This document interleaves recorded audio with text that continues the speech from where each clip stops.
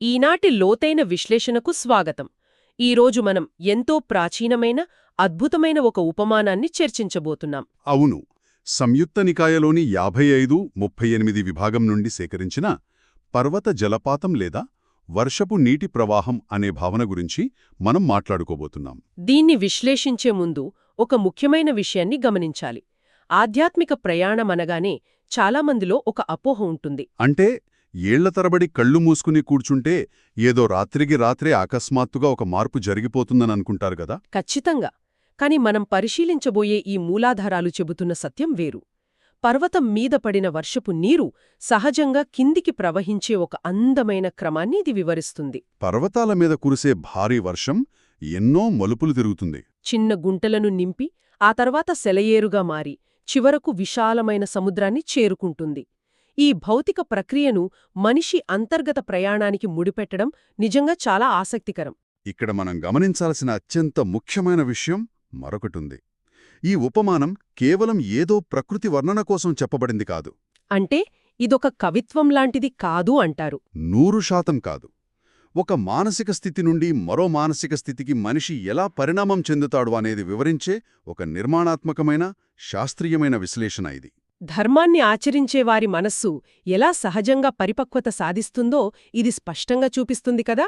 అవును, నీరు పల్లమెరగడం ఎంత సహజమో మనసును సరిగ్గా మలచుకుంటే ఆ మనసు కూడా ఉన్నత స్థితి నుండి విముక్తి వైపు ప్రవహించడం అంతే సహజం అని ఈ మూలాధారాలు మనకు తెలియజేస్తున్నాయి. ప్రతి దశ దానికదే ఒకదాని తర్వాత ఒకటి ఎలా ఉద్భవిస్తుందో ఈరోజు మనం లోతుగా విశ్లేషిద్దాం.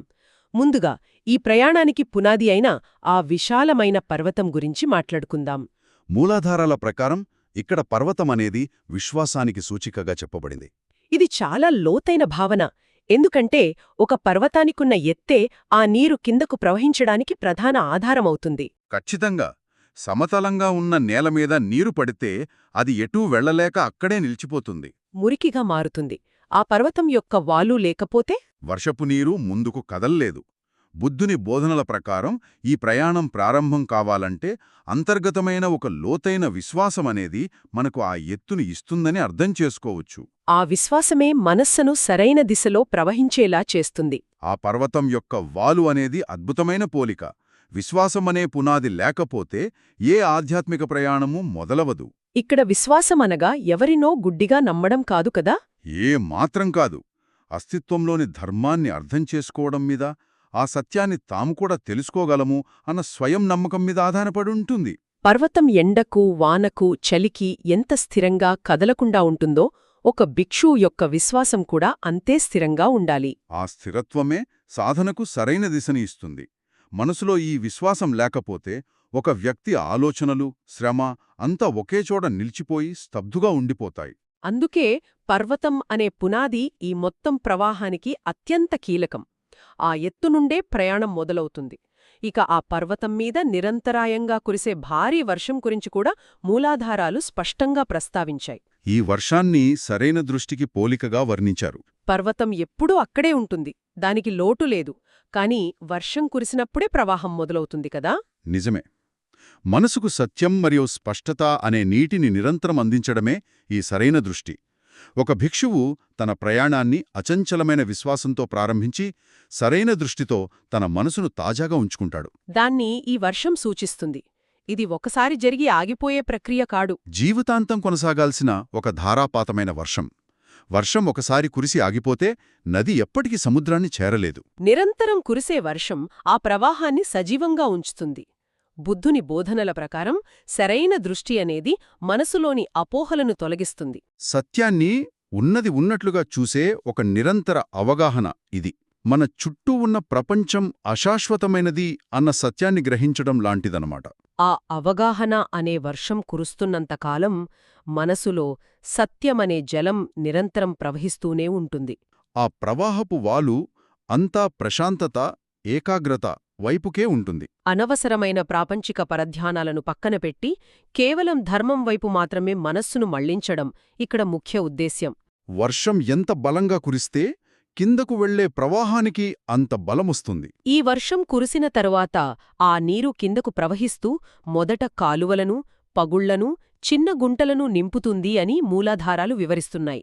ధర్మం పరంగా చూస్తే ఇది శీలానికి సూచిక. ఈ భాగం బహుశా దైనందిన జీవితంలో ప్రతి ఒక్కరికీ అత్యంత ముఖ్యమైన ఆచరణాత్మకమైన దశ అని నాకనిపిస్తోంది. ఖచ్చితంగా. ఎందుకంటే సముద్రాన్ని చేరాలనే లక్ష్యం వినడానికెంత గొప్పగా ఉన్నా ప్రయాణం మొదలయ్యేది ఈ చిన్న చిన్న గుంటలను నింపడం ద్వారానే. దైనందిన జీవితంలో సరైన వాక్కు, సరైన ప్రవర్తన ద్వారా మన చిన్న అలవాట్లను సరిదిద్దుకోవడం దీని అర్థమని చెప్పారు. అబద్ధం చెప్పకపోవడం, పరుషమైన పదాలు వాడకపోవడం ఇక్కడ వర్తిస్తాయి కదా?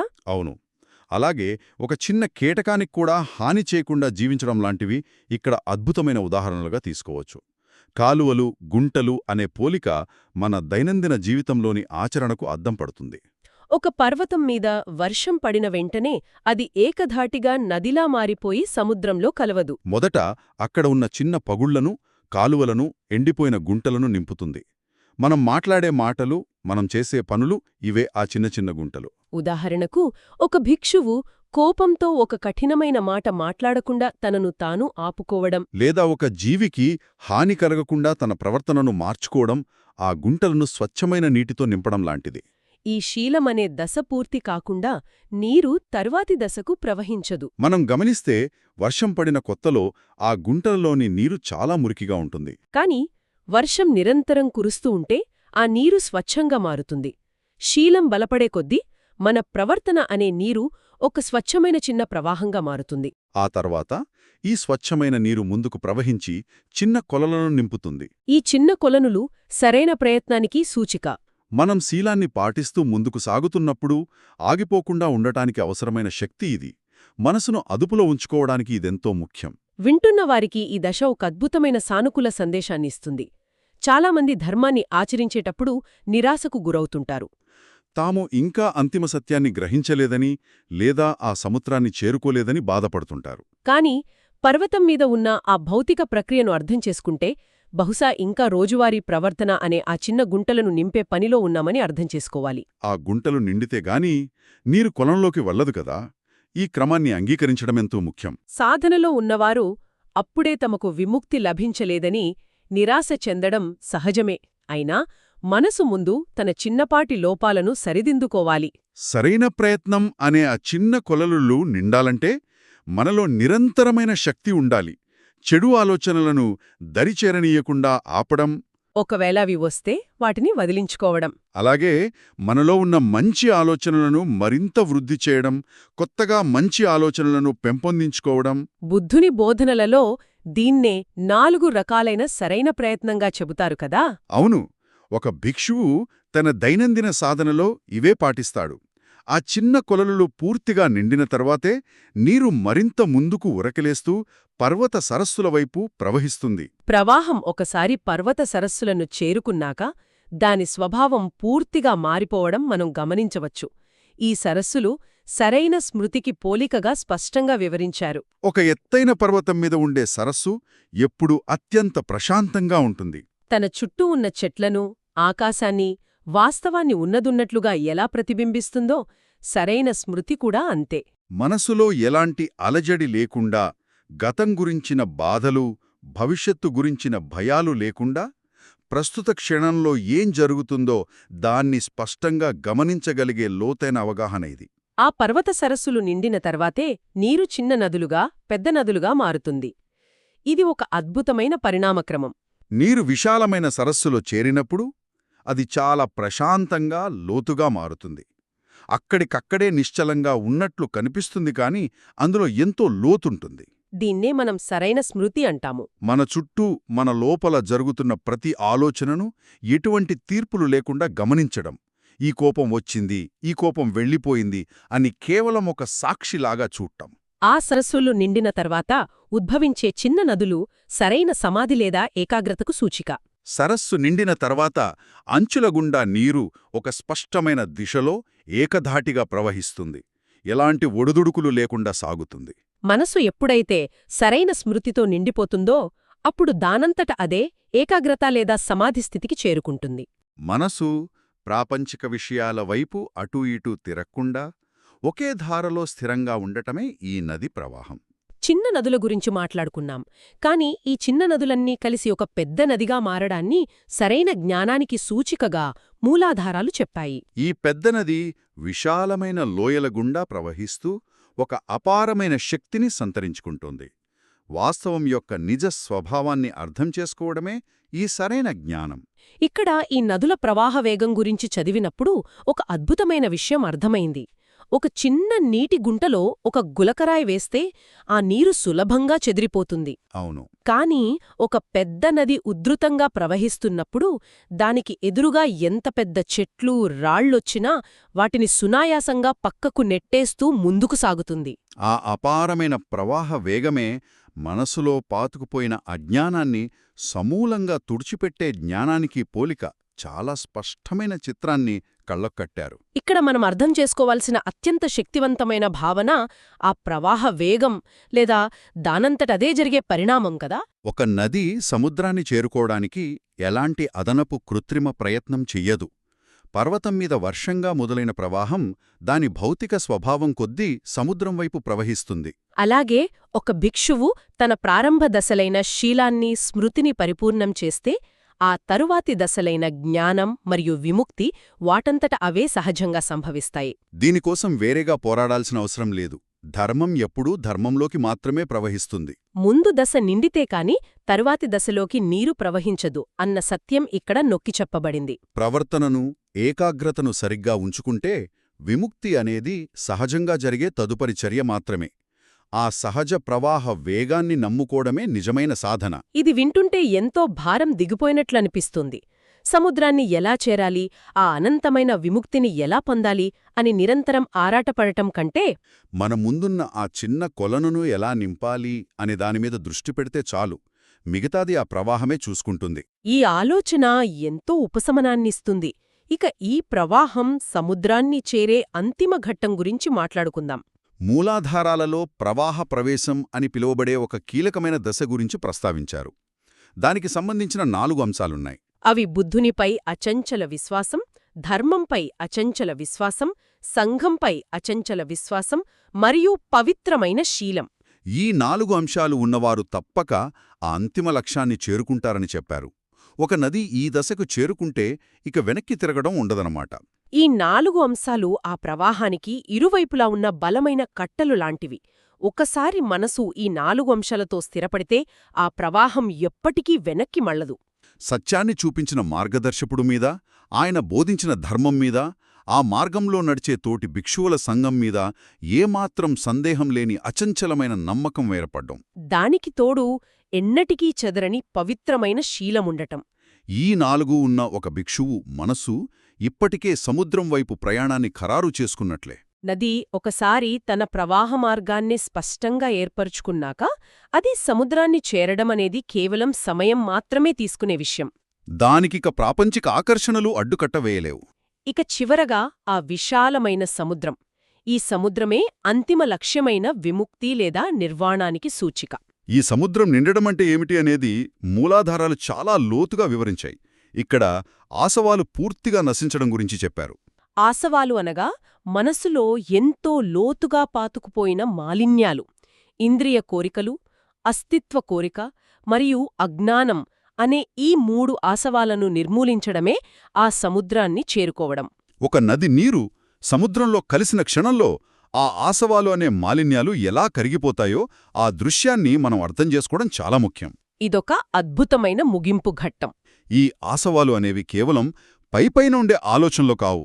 ఎన్నో జన్మల నుండి మనసులో పేరుకుపోయిన లోతైన మాలిన్యాలు. కళ్ళు, చెవులు లాంటి ఇంద్రియాల ద్వారా సుఖాన్ని అనుభవించాలనే అంతులేని కోరిక. ఈ భౌతికమైన అస్తిత్వాన్ని ఇలాగే శాశ్వతంగా కొనసాగించాలనే కోరిక మరియు వాస్తవాన్ని ఉన్నది ఉన్నట్లుగా చూడలేకపోయే అజ్ఞానం. నది ప్రవహిస్తున్నంత కాలం అందులో మట్టి, చెత్తాచెదారం, ఇతర పదార్థాలు ఉండవచ్చు. కాని ఆ ప్రవాహం సముద్రంలో కలిసిన తర్వాత ఆ అపారమైన ప్రశాంతతలో, ఉప్పునీటిలో ఇవన్నీ కరిగిపోయి నశించిపోతాయి. బుద్ధుని బోధనల ప్రకారం విముక్తి అంటే ఈ బంధనాల నుండి మనసు శాశ్వతంగా బయటపడటం. పర్వతం మీద మొదలైన ఒక చిన్న వర్షపు నీటి చుక్క ఇన్ని గుంటలు, నదులు దాటి సముద్రంలో చేరినప్పుడు ఆ నీరు అపారమైన స్వచ్ఛమైన సముద్రజలంగా మారుతుంది. అందులో ఇక ఎలాంటి మాలిన్యాలకు చోటుండదు. ఈ మొత్తం ప్రక్రియలో అత్యంత అద్భుతమైన విషయం మరొకటి ఉంది. ఏమిటది? పర్వతం మీద కురిసిన వర్షమనిగాని, కొలనులో నిలిచిన నీరు అనిగాని, లేదా ఉధృతంగా ప్రవహించిన నదినీరు అనిగాని, ఆ నీరు సముద్రంలో కలిశాక తన ప్రత్యేక గుర్తింపును పూర్తిగా కోల్పోతుంది. ఖచ్చితంగా. దాన్నిక ఎవరూ పర్వతపు నీరు అనలేము, ఒక నదినీరు అనలేము. అది కేవలం సముద్రం మాత్రమే. అలాగే మనసు కూడా ఈ ఆసవాల నుండి బయటపడిన అంతిమ స్థితిలో తన పరిమిత గుర్తింపులను, పేరును, అహాన్ని కోల్పోయి స్వచ్ఛంగా మారుతుంది అని ఇక్కడ వివరించారు. అది నిజంగా ఒక పరిపూర్ణమైన ముగింపు. పరిమితులన్నీ తొలగిపోయే స్థితి అది. సాధారణంగా మనిషి ప్రయాణం ఎప్పుడూ నేను అనే ఒక చిన్న పరిధి చుట్టూ తిరుగుతూ ఉంటుంది. నేను సాధన చేస్తున్నాను, నా శీలం గొప్పది అనే ఆలోచనలు ఉంటాయి. కాని ఆ అంతిమ సముద్రాన్ని చేరిన తర్వాత ఆ నేను లేదా అహం అనే గుర్తింపుకు ఎక్కడా చోటులేదు. అక్కడ కేవలం పరిపూర్ణమైన విముక్తి మాత్రమే ఉంటుంది. నీరు తన ప్రత్యేకతను వదులుకొని అనంతమైన సముద్రంగా ఎలా మారుతుందో, ఒక భిక్షువు తన అహాన్ని వదిలిపెట్టి ఆ స్వచ్ఛమైన ధర్మంలో లీనమైపోతాడు. ఇక వెనక్కి తిరిగి చూసుకోవడానికి ఒక గుర్తింపు అంటూ ఏమీ మిగలదు.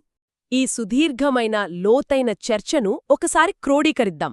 ఈనాటి మన విశ్లేషణ ద్వారా మనం గమనించిన సారాంశమేమిటంటే, బుద్ధుని బోధనల ప్రకారం ఆధ్యాత్మిక పురోగతి అనేది ఒకేసారిగా వచ్చే మాయాజాలం కాదు. హఠాత్తుగా జరిగే మార్పు అంతకంటే కాదు. అది ఒక దశ నుండి మరో దశకు నిరంతరంగా, అత్యంత సహజంగా జరిగే ఒక పరిణామ క్రమం. పర్వతంపై కురిసిన వర్షంలాంటి సరైన దృష్టి మన దైనందిన జీవితంలో శీలం అనే చిన్న కాలువలను నింపుతుంది. అక్కడి నుండి సరైన ప్రయత్నం, సరైన స్మృతి అనే కొలనులు నిండి ఏకాగ్రత, జ్ఞానం అనే నదుల ద్వారా దానంతటతే విముక్తి అనే సముద్రం వైపు సాగే ప్రయాణమిది. దీనికోసం అనవసరమైన ఆరాటం పడాల్సిన పనిలేదు. కేవలం ప్రస్తుతమున్న దశను పరిపూర్ణంగా నింపుకుంటూ వెళితే చాలు. ప్రతి అడుగు దానికదే ప్రాముఖ్యతను కలిగి ఉంటుంది అనేది ఇక్కడ ప్రధానమైన విషయం. మనం ఏ దశలో ఉన్నామో అనేది ముఖ్యం కాదు.